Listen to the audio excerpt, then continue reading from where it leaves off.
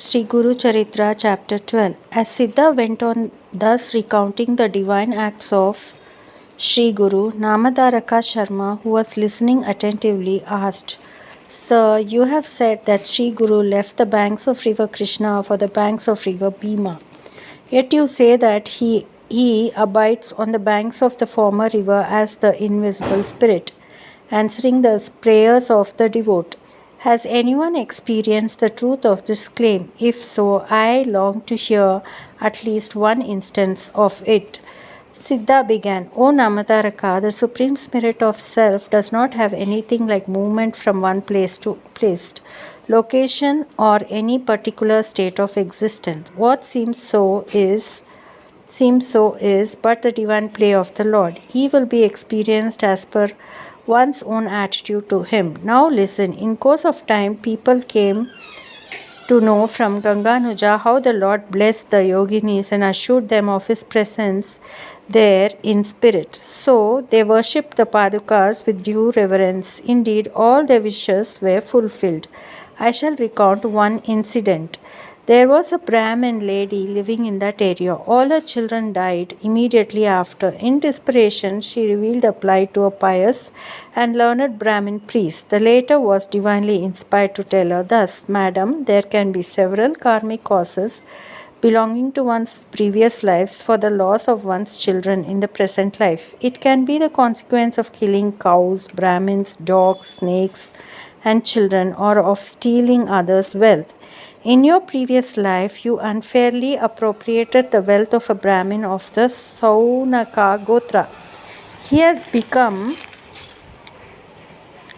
vengeful spirit and has been killing all your children. One is obliged to reap the consequence of one's misdeeds of a former life. There is no other way to work out one's past karma.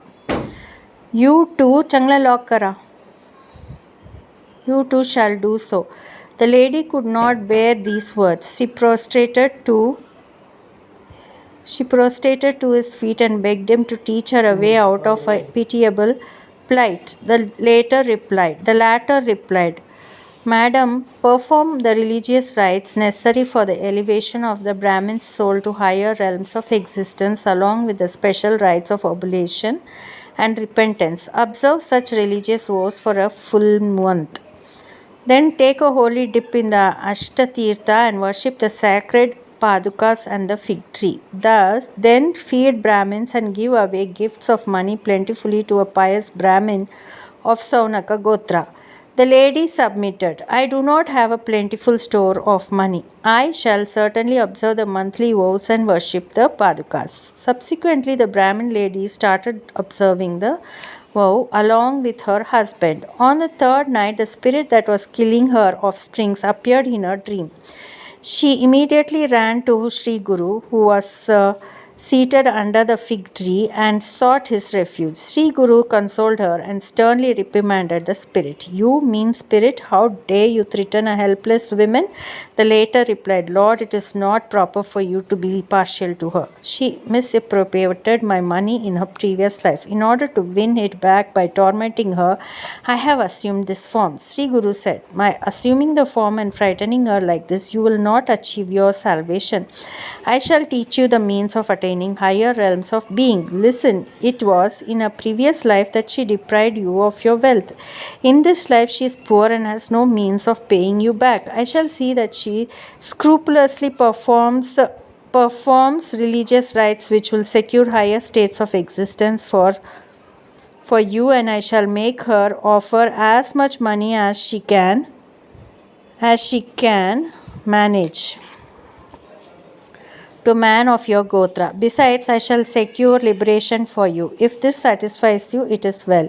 If it doesn't, do what you can, but I shall certainly protect her. The spirit submitted. Lord, at the very sight of you, I am freed from the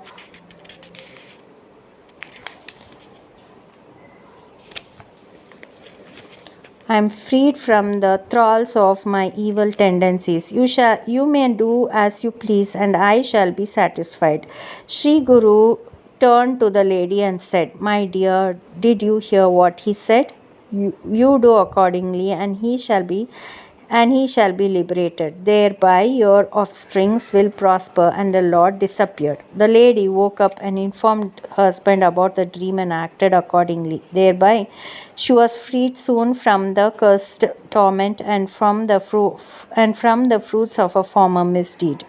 Later, Sri Guru again appeared in a dream, gave her two fruits, and said, "My dear, feed Brahmins and eat these fruits." When she woke up, she found the fruits by her side and did as she was told. Soon she conceived, and in course of time she was blessed with handsome twins. The happy couple performed all the rites enjoined by Shastras and brought up the children with love and tenderness. In their 8th year, they made all the arrangements necessary to invest the first child with the sacred thread. To their amazement, boy was laid up for a few days with typhoid and died. The mother could not withstand the calamity. She beat her breast and lamented loudly, saying, "My son, where have you gone? How long will you sleep? Wake up, it's time for lunch. Take your food and play in the front yard. Your playmates are waiting for you. I cannot live without you. Oh, of the 5 children born to me, you are my very life. At your birth, all the grief caused by the loss of earlier children was wiped clean from my heart. Leaving me in the ocean of grief, where did you go? It's cruel on your part to do so. Who will support us in our old age?" The people who gathered there tried to console her, saying, "Lady, your lamentations will not revive the child. Do not weep. Death does not spare even gods, seers, and demons. Think upon this truth. Even avatars like Rama and Krishna had to pass away." She was desolate and said, "The fruit that was given to me by the Lord, which saved me from the wrath of the Spirit, has now proved fruitless. Henceforth, who can trust his promise? I shall take the news with me to the worlds beyond death."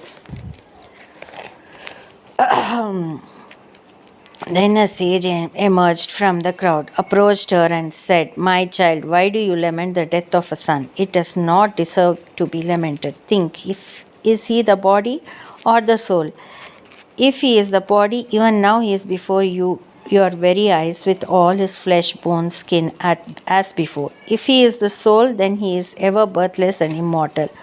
Whom do you lament then? The world, which has originated from time, karma, and the 3 modes of manifestation, gunas, is like a magic show. How can it be trusted as real? All relationships, like mother-son, are self-conceived and transient. It is as coincidental as the coming together of two logs of wood drifting down a flowing river. Who was your husband in your previous life, and who was your son? Can you tell me? Birth and death are subject to time, like day and night. Both these are inevitable. Just as youth succeeds boyhood, death also confronts the embodied soul. This delusion can be overcome only through the grace of the Guru. One who is born is bound to die. So do not weep. The death cannot be brought back to life by grief, lamentation, or by any other means. The lady interrupted him, saying, "Sir, your metaphysical teaching does not appeal to me at the moment. How can I ever trust the Lord who has given me the fruits but failed to keep his promise?" The sage replied, "Then, my child, go to him from whom you have received the blessing." The lady took up the corpus and quickly reached the hermitage of Sri Guru. There she furiously knocked her head against the holy padukas.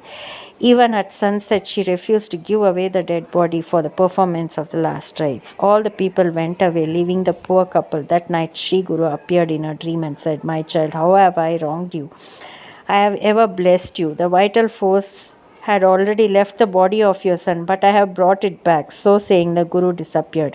When she woke up, she could not contain her joy at the sight of a son who was alive. She showed him to her husband. The blessed pair was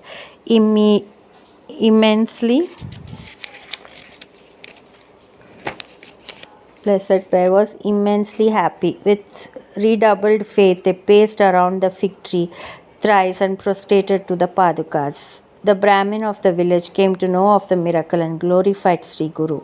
The Brahmin pair had a dip at the confluence of the sacred rivers, worshipped Sri Guru, fed Brahmins, and returned home. Their son grew up to be a youth of great learning and suave manners. He lived up to a ripe old age in wealth and prosperity. Similarly, many others have achieved the objects of their wishes in that holy place. In this age of Kali, Sri Narsimha Saraswati is very much alive in spirit. He responds to every call of his devotee, ever ready to bless them. Whoever serves him with faith and devotion shall prosper, even like the Brahmin lady. Digambara Digambara Shripad Vallabh Digambara Digambara Digambara अवधूत चिंतन दिगंबरा गुरु ब्रह्मा गुरु विष्णु गुरुदेवो महेश्वर गुरु साक्षात् परब्रह्म तस्मै श्री गुरवे नमः.